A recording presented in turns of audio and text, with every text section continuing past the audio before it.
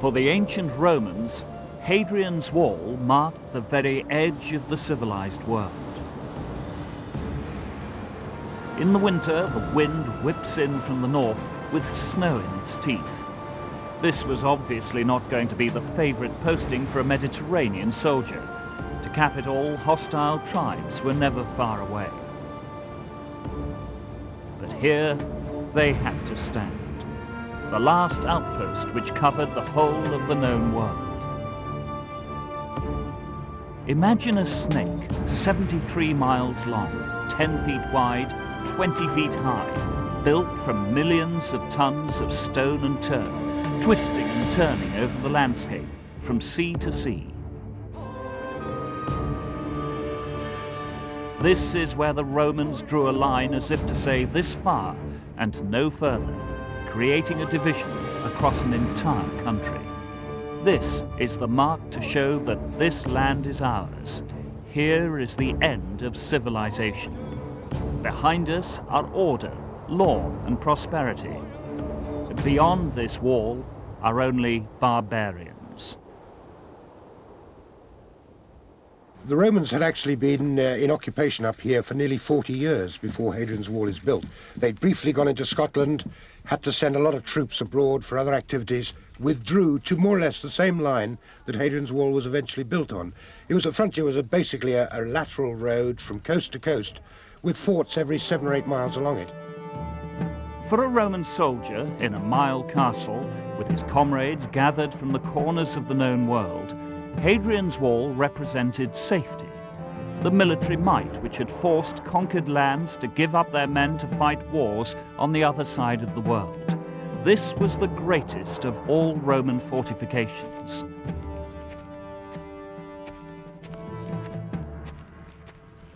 The Roman legionaries were equipped, trained, and transported by the great machinery of the legion.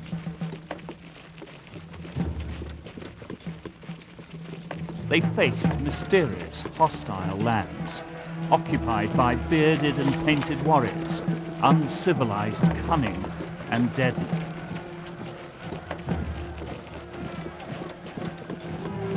We know the Great Wall across the north of Britain was ordered to be built by the Emperor Hadrian. We also know why it was built, as his biographer recalls his reasons. The Britons could no longer be held under control. Hadrian was the first to build a wall 80 miles long to separate the Romans and the barbarians. Hadrian's Wall is the most impressive of all Roman artificial frontiers. And Hadrian himself came here and had a look and obviously set the thing in motion because the Romans were getting attacked by rebellious Britons at that time, there's no question about it. But I think the main purpose of it was a statement for internal consumption. Hadrian really wanted something impressive to say, this is the end, there's going to be no more expansion. Therefore he made it as elaborate and as impressive as possible. The wall still stands today as a reminder of the power that was Rome, a monument to the vibrant and powerful empire which extended from Asia to Britain. Hadrian's decision to build a wall was undoubtedly due to the fact he knew what the countryside was like around here. He must have had reports from his surveyors and engineers. Now, he's basically going from coast to coast, and he's taking advantage in the centre of the country of the great rising Windsill Ridge, just a mile north of us. Learn that, it would look totally spectacular. And undoubtedly, a certain amount of the wall is a reflection of Hadrian's personality. It's a big job. I mean, fancy building a wall 9'6" or so thick, 15, 20 feet high.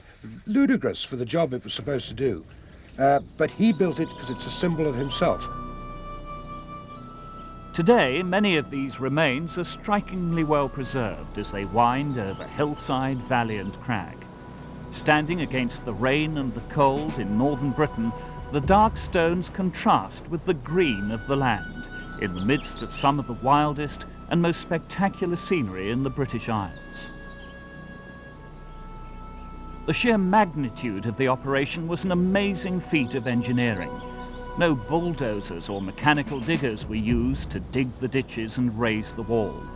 There was precious little technology beyond the simple trenching tools and the strong arms of the legionaries to wield them.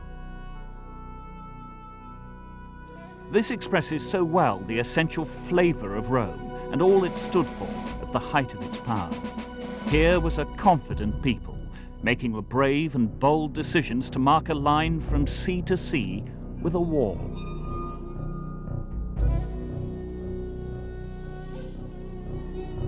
Here was an organised people with the vast reserves of manpower and money to see that it was carried out. Here were a people with an eye to history itself.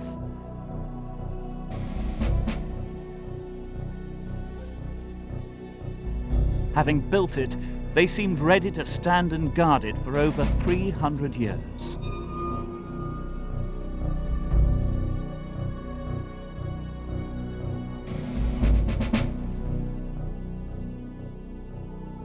Over 1 million cubic yards of stone had to be torn from the ground, transported to the site, and set in place by the hands of the legionaries.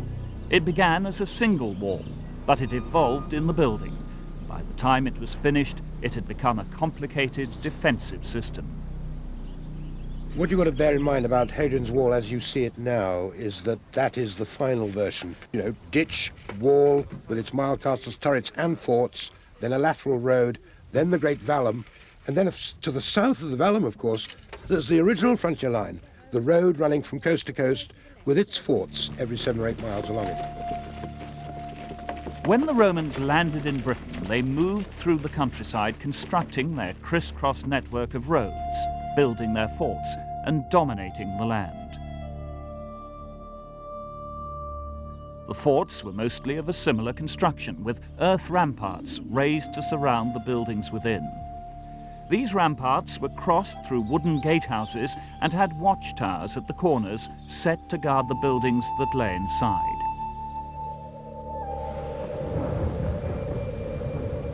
The layout of these buildings usually followed a set pattern.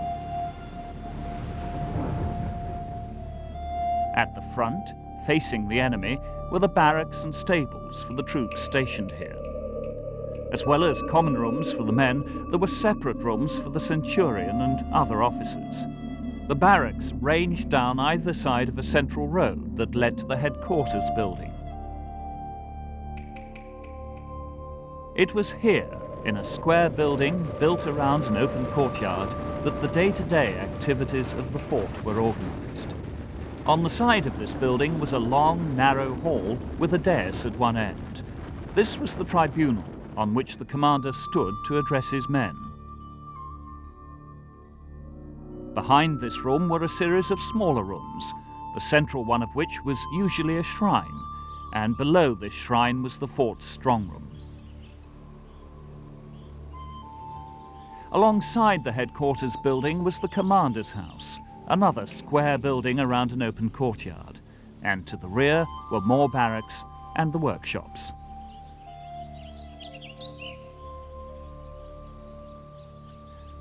The bathhouse was usually found outside the fort. This was the pattern repeated all over the country. An outstanding example of a Roman bathhouse can be found on the wall itself at Chester's.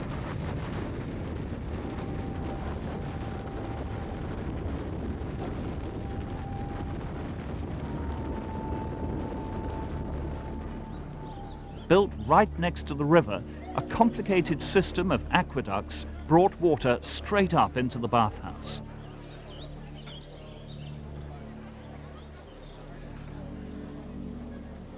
Comprehensive excavations have revealed a system of boilers, hot rooms, warm rooms, cold rooms, and even changing rooms, which paint a complete picture of the Romans' love for bathing.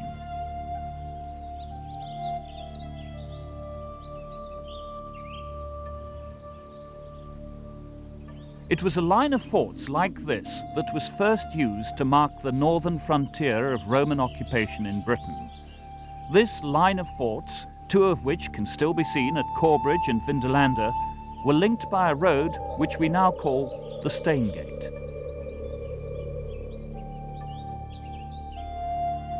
Further south, within striking distance of the wall, were other Roman fortifications. This is Hardknott Fort in the Lake District, and its construction follows the classic Roman pattern of building. On a chill winter's day, the evocative landscape still gives a glimpse of what it must have been like to be a part of the garrison in these last outposts of the empire.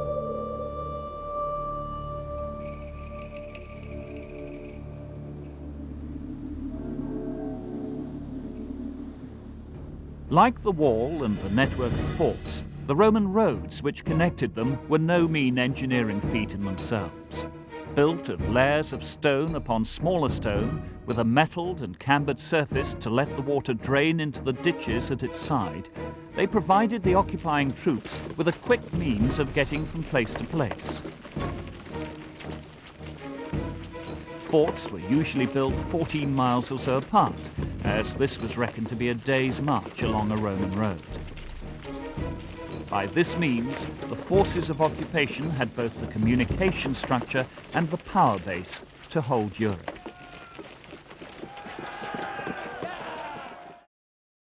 The exact reasons why Hadrian decided to replace this well-tried and tested system of forts along a road which worked in so many countries with a wall is not clear.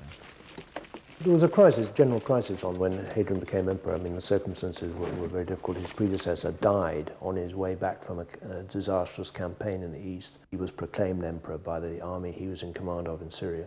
And then there were rebellions all around the frontiers, including in Britain. I mean, as far as Britain is concerned, our source says the Britons could not be kept under Roman control. So you asked the question, what sort of rebellion was it and where was it? I think the Vindolanda tablets have thrown some light on that. For example, there's one tablet which is obviously a report on Britons who've been conscripted into the Roman army, and they're described as the naked Britons, and they're described as the Britunculi, which is a previously unknown word, obviously meaning something like nasty or pathetic little Brits.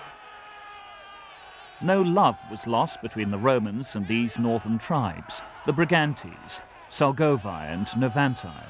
These warlike peoples, living in the harsh climate of the north of Britain, were never really defeated.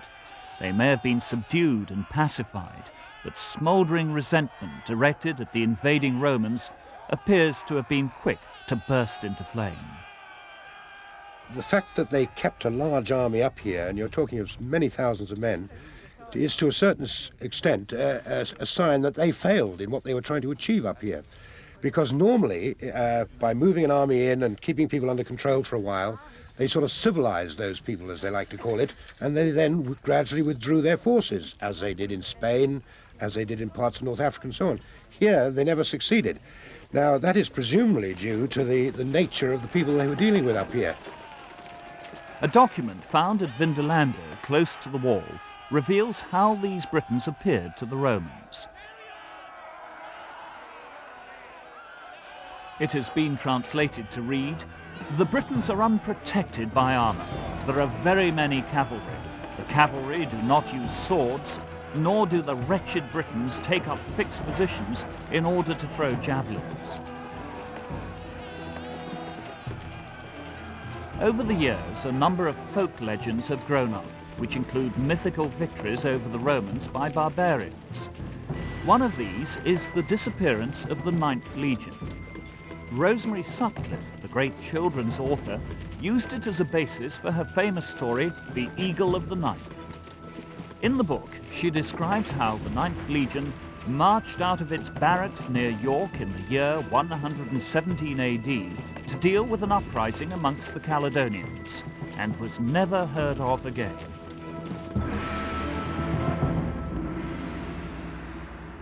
The sobering facts are rather less flattering to the barbarian tribes. Records from this time show that the 9th Legion moved from Lincoln to York when the new barracks were finished there. They did indeed then move further north to do battle with the British tribes. This was under the leadership of the then governor of Britain, Gaius Julius Agricola. He is recorded as leading a campaign to civilize the northern tribes.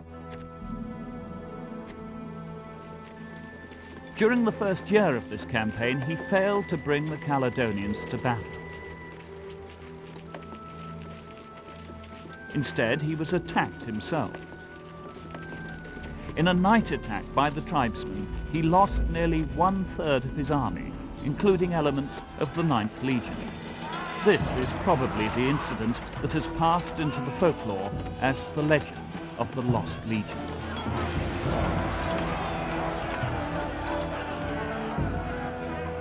But like all great myths, there is an element of truth in the tale.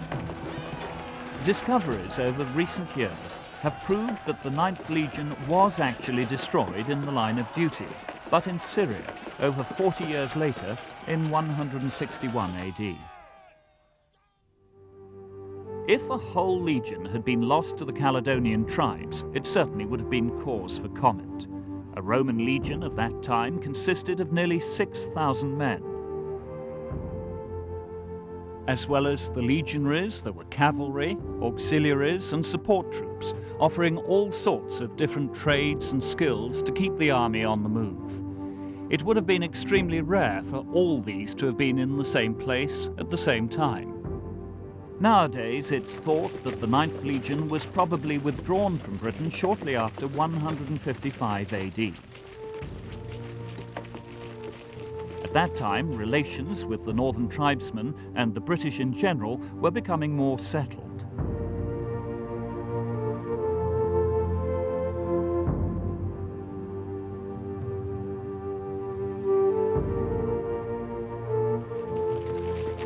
They moved to another trouble spot, through Holland and Germany, where records have been discovered, to do battle in the Middle East against the Parthians. It was during this campaign that they were indeed wiped out, a long way from the mountains, forests and valleys of northern Britain.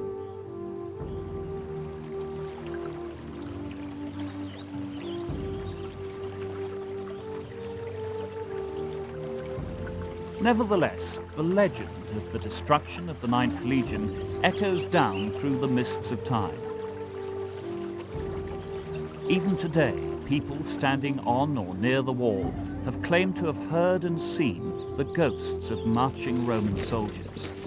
The legend of the lost legionaries continues to hold the popular imagination. The general tone of popular myths like these suggests that the Romans were losing the war in this area. This was not the case, although in order to hold their own, the Romans had to make a series of incursions into northern Britain.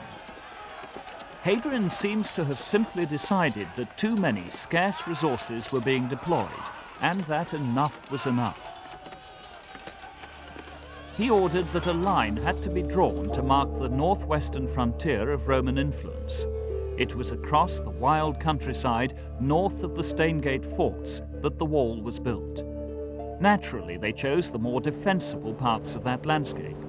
In the absence of a natural barrier such as a river, hilltops and ridges were ideal. It was Hadrian himself, on a visit to Britain in 120 AD, who ordered the wall to be built.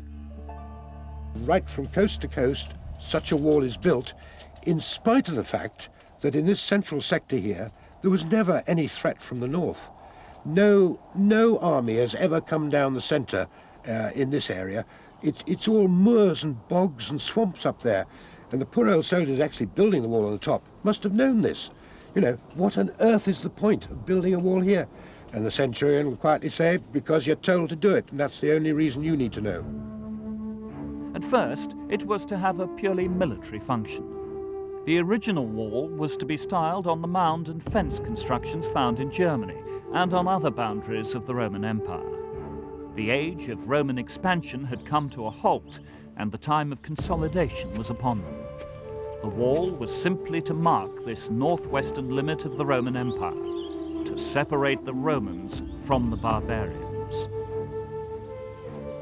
In Germany, he had a similar sort of frontier, and these were the first time frontiers the Romans had. Up till that point, up till Hadrian, the Roman attitude was that their empire was going to go on expanding without end. So having a frontier was as below their dignity as the idea of having walls around the city of Rome. They didn't need it. They were invincible. Hadrian changed this. Initially, the orders were given to build a single wall. In the east, where stone was plentiful, it was to be all stone, 10 feet wide and 20 feet high. In the west, They were building it all from turf because there wasn't enough limestone to make the mortar, and so to start with they had a turf wall. We know this because there's one section where they slightly rejigged it when they finally came to replace it in stone, which may have been a matter of 10 years, it may have taken a bit longer. And they built it on a slightly different alignment. So there's one stretch in Cumberland where the actual turf wall, which was the first sort of temporary structure, was still there. Alongside most of the length of the wall on the northern, barbarian side, except where the local landscape made it unnecessary, a ditch was to be dug. This was to be about 9 feet deep and 27 feet wide. The whole length of the wall was to be peppered with fortlets and turrets.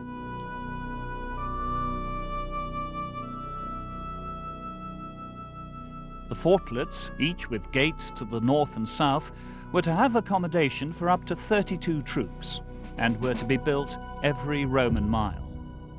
Between each of these mile castles there would be 2 turrets.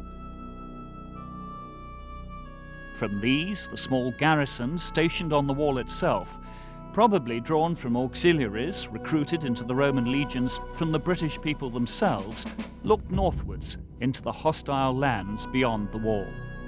Here they watched for signs of trouble, and if it looked like it was going to be more than they could handle, they would send urgent signals back to their fellows in the forts on the Staingate. Reinforcements would then arrive hot foot.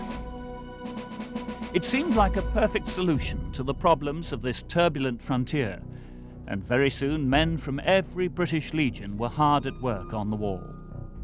It's a common misconception that all the rotten jobs of building on the wall are probably done by the natives with a few Romans in charge supervising, but that's definitely not the case. The native Britons would be a very unreliable labour force, and apart from anything else, they weren't used to building in stone at all. They wouldn't have known what they were doing. We've got plenty of evidence that the wall is actually built by the men, the skilled craftsmen drawn from 3 legions that were in Britain at the time, the 2nd Legion, the 20th and the 6th.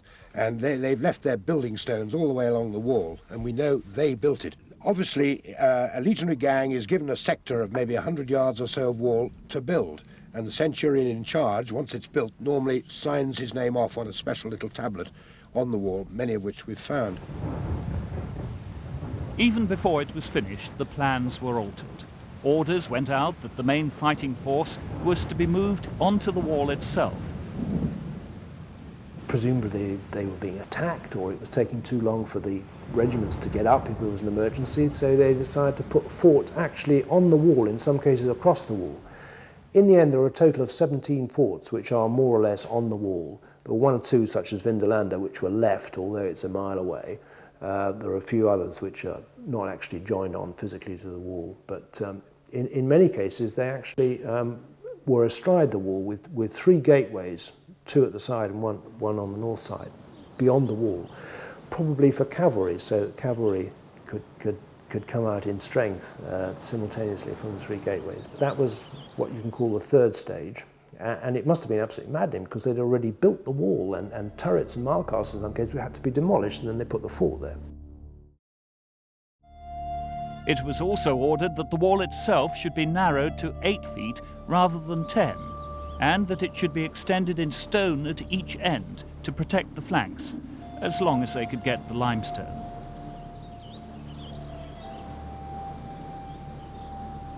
Perhaps this was an indication of heightened tension or increased threats. You can still see the signs of this change of plans today. In parts, a narrow wall sits on broad foundations, and there are turrets and mile castles that were built to fit into the wider wall and had to be changed to fit into the new, narrower gauge. This radical change of plan has been dated to about 124 AD. At the same time, work had begun on extra defences to the immediate south of the wall. This was the vallum, 2 earth mounds rising some 6 feet above ground level, flanking a central ditch some 10 feet deep, with a total width of about 120 feet. This would have presented a formidable obstacle to any would-be attacker. They build a wall with a great ditch in front of it, and they have all these mile castles and turrets along it, and then a few years later, they decide, well, we've got to put the regiments absolutely on the wall too, so they build these forts like housesteads. Then they build this great earthwork to the south. Now, there's no conceivable reason for that except to seal off the military zone, and therefore the implication is that the natives are creeping up at night and setting fire to Roman installations, which suggests that their control over this area, the Pennines, was not absolutely 100% under control. This was the southern boundary of the military area, a sort of Roman barbed wire. As with the mile castle gates which they faced, the Valum crossing points offered a measure of control over the north-south traffic in the region. Rules about contraband and weapons could be enforced, and more importantly, taxes could be collected. It was the customs barrier of its day. It's not built for defence. Although it's got a lot of troops stationed along it, there are more troops stationed to the north, and a lot more troops also to the south. I mean, a Roman frontier is a frontier in depth. The physical barrier, well, what he does by building that is achieve something that he probably had in mind, an excellent customs line. There are all sorts of gates in the wall, and whoever is going to be trading north and south has got to go through those gates, where, of course, the Roman soldiers can search them, tax them, do all sorts of things to them. But why make changes to plans hardly begun? Things were not going well in this part of the Roman world, and the natives were getting restless. They didn't like the Romans, and they didn't like their wall. It was like a modern-day motorway cutting through the landscape, severing long-used footpaths and trade routes, and even cutting off fields from farmsteads. What happened after the wall is built, and was the wall, for example, successful? Did it do the job Hadrian wanted it to do? Did it quieten the natives down? Did it actually separate this lot from that lot up there? The short answer is that from Roman historians we know absolutely nothing. Again, we go back to this business, they had to remain here, so presumably there was always a problem. But the natives on both sides weren't fools, and although there were all these gateways leading through the wall, manned certainly, where they might be taxed and so on, I'm sure that a certain amount of ingenuity would be used, and they must have known of the odd corrupt Roman soldier, and they could get through his mile castle if they went at the right time. And also, of course, in the ultimate resort, if they really had trouble along the wall, they could get into a ship and sail round it. Soon the British on both sides of the wall were plotting and planning against the Romans and their wall. Very soon the wall had become for the Romans a way to divide these allies from each other, rather than keeping the enemy at arm's length.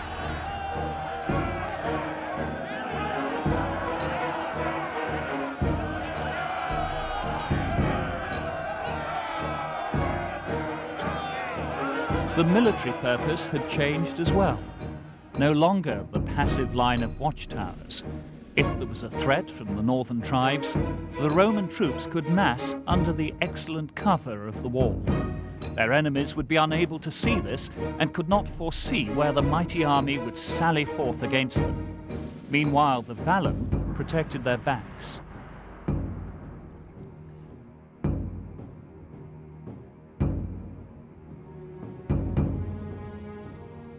Life on the wall was hard.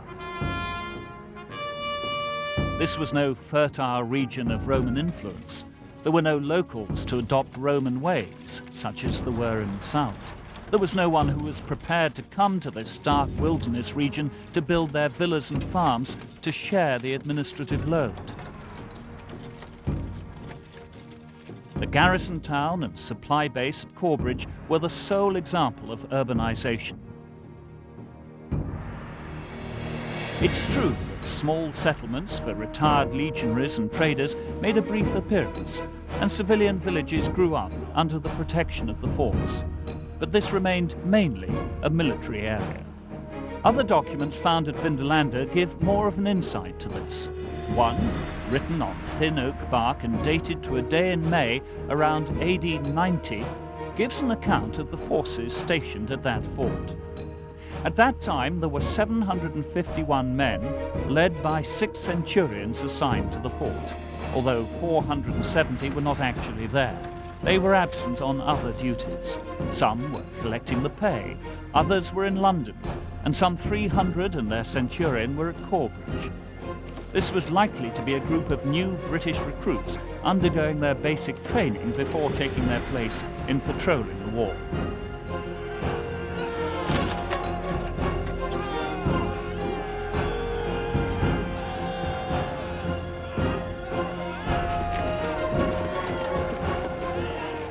There was a further small group of 46 or so with the legate, the region's chief administrator, who was either in York or London at the time. That left only 270 or so actually holding the fort in case of local hostilities. But they were lucky. The same piece of oak records that there were only 30 on the sick list, and only some of these were suffering from wounds. This seems to point to minor, local skirmishes rather than a major pitched battle in the area. Life in the forts was routine. After a breakfast of porridge, bread and fruit, the normal day would be taken up with duties around the fort. Physical fitness and weapons training were important to keep the troops in tip-top condition. And there were jobs around the fort itself that had to be done.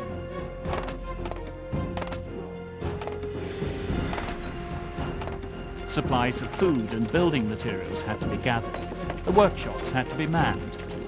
And there are even records of legionaries being detailed to clean the armor of the commanding officer.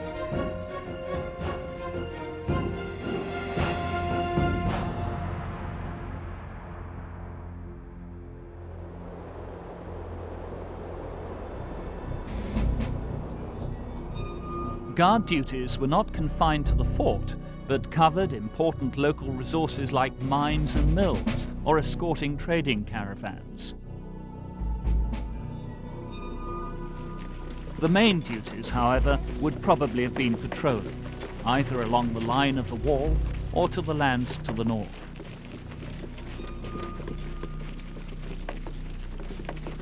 The local British tribes were known to be hostile and ready to attack without warning. Hadrian sent over, we know from an inscription, 3,000 legionaries from Spain and Germany, presumably to replace gaps in the ranks. The regiment of Tungrians that was stationed here was 1,000 strong, and for a few years it was down to 500. Well, that again is an example. So I think there were pretty heavy losses. Hadrian had to do something. The local British tribes were forbidden to gather in large numbers, except at times and in places defined by treaty. Keeping an eye on them to be sure they were obeying this treaty would have been a major part of the duties for the soldiers stationed on and near the wall.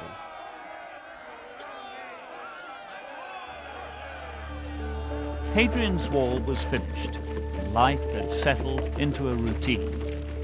But again, all this was to change. Emperor Antoninus Pius, who replaced Hadrian after his death, ordered a fresh assault on the northern clans in 138 AD.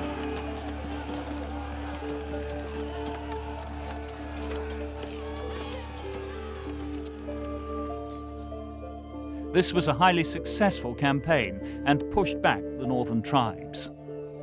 A new wall, the Antonine Wall, was built further north from the Forth to the Clyde, but they kept the bathhouses inside these forts. Perhaps a sign of greater hostilities in this region. It also had more forts than Hadrian's, which also perhaps goes to show they were experiencing greater danger. Meanwhile, back at Hadrian's Wall, the evidence shows signs of evacuation. The vallum mounds were breached and the ditches filled in. The garrisons in the forts were reduced to caretaker size.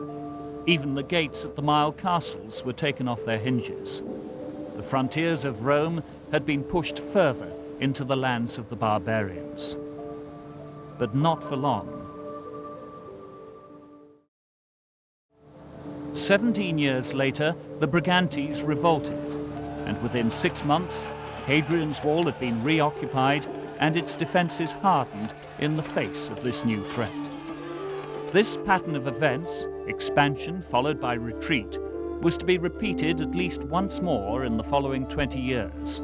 until the wall ceased to be an effective frontier marker for the once proud empire.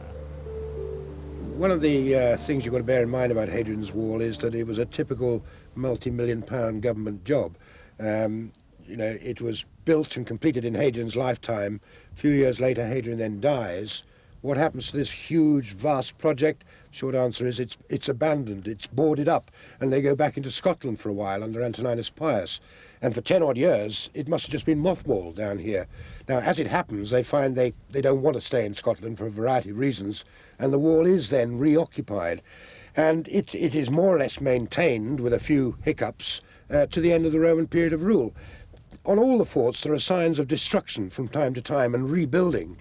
But the destruction, it's difficult to say whether that's destruction at enemy hands or whether it's destruction because the Roman soldiers had gone away and the natives had wandered in and pinched what they could. Now the story is of decline.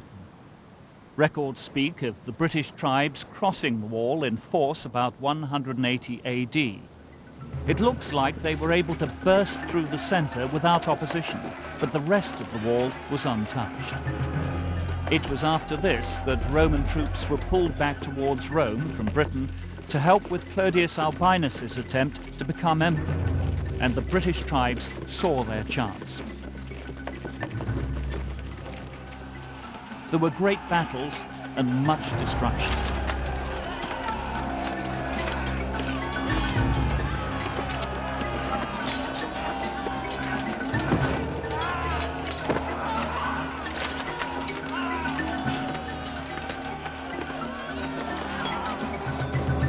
Shortly after this, a Virius Lupus was sent from Rome to buy off these northern tribes. It seems that Roman money was still highly valued by the Britons. For the next 200 years or so, there was peace on the wall. There are signs of refurbishment and rebuilding, but by 400 AD, the final garrison had gone.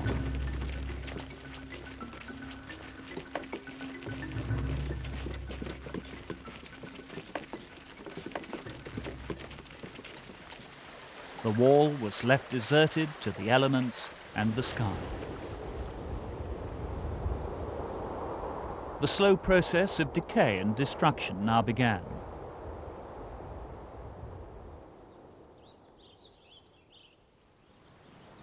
The Anglo-Saxons replaced the Romans, and while a few of their objects have been found on the wall, in the main these newcomers passed it by.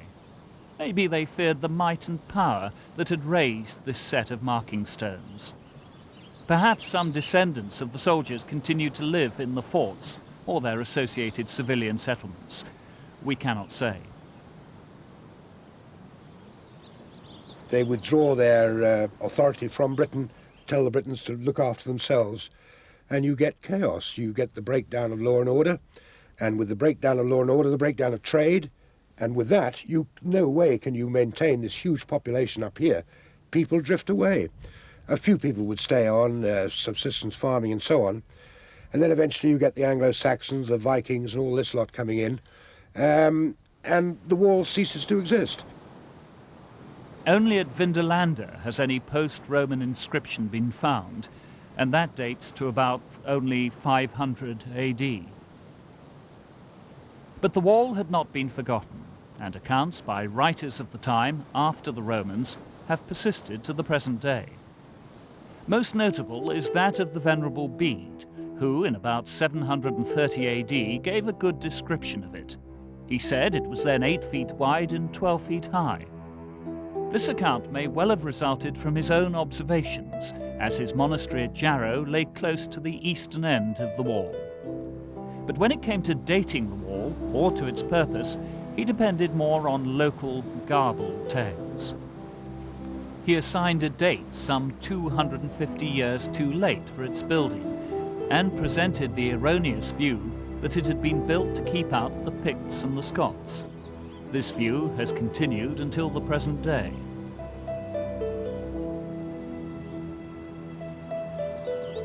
Through the centuries that followed, the wall became a quarry.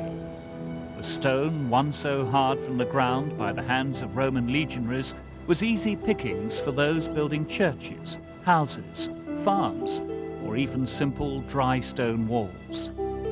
People begin to settle in here again. You then get the enclosure movement and people create these fields. They needed field boundaries. Roman sites again. Wonderful. Hadrian's Wall, look at all this stone. All the field walls around here are built out of the stone from these Roman remains. In the 18th century, for example, after Bonnie Prince Charlie had been through creating panic, they decided to make sure that communications were better, so they built a new road a few years later between Newcastle and Carlisle. And when they got to the Hadrian's Wall area, they said, just what we need to make a road. And nobody thought twice about it. Stones were carried miles, and other raiders came to plunder the once proud wall. King John, in 1201, sent men to dig for treasure. They found only stone.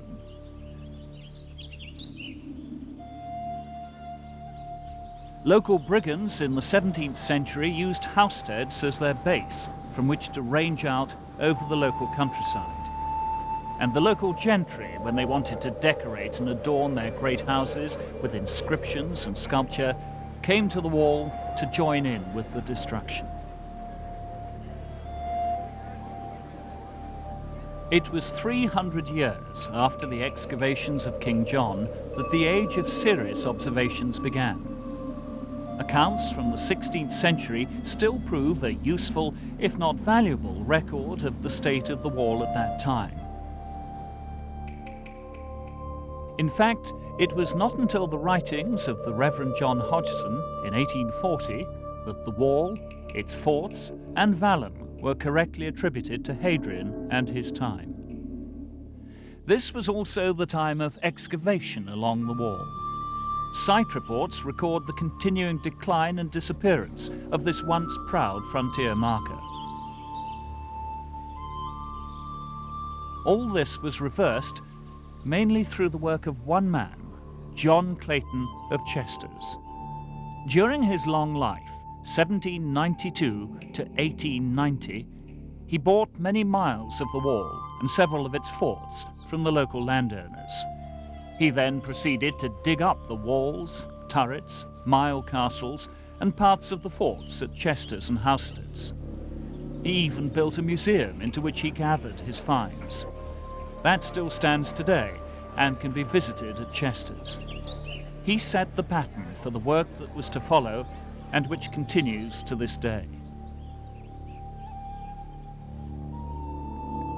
It was during the years leading up to 1939 that many of the puzzles and problems about the wall, its associated buildings and defences, and overall purpose were solved.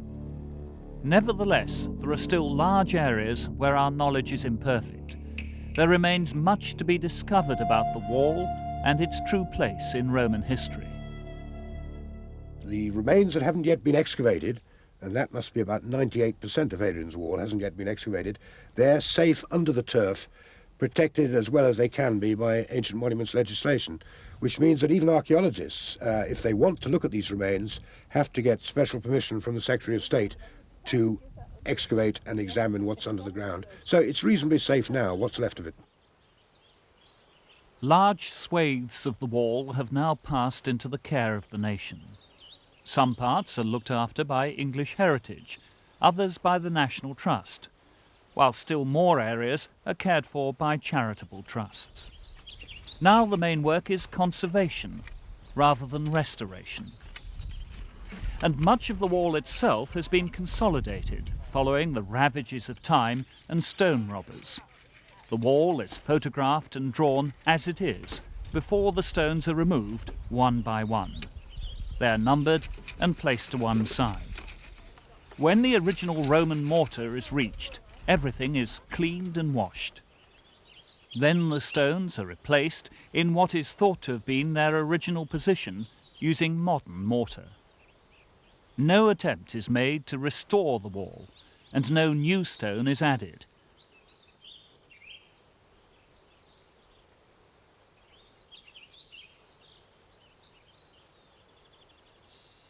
At sites like Vindolanda, there are reconstructions of Roman buildings, This blend of old and new makes the site an ideal one to visit for tourists or school parties wishing to learn more about the life of Romans in Britain and on the wall. This is a form of experimental archaeology, because actually building something on the lines of Hadrian's Wall, or some of these turf and timber constructions, and digging ditches to Roman specifications, you get an idea of how many man-hours it takes, and how much water you need to mix the cement and all that kind of thing. And then the other point is, 15, 20 years on, you can see what sort of state it's in, whether these turf ramparts or wooden towers have started collapsing or not, so you can get some idea of that aspect of it too. So, as you stand at Housesteads and survey where once Roman soldiers from across the empire lived and worked under the shadow of the northern threat, and as you stand at Steel Rig or on any of the crags, looking north into the same biting wind and feeling the same hail on your cheeks, think of the men who worked on the wall. Belgians, Syrians and Moroccans, pulled far from their homelands to guard this furthest flung part of a once proud and powerful empire.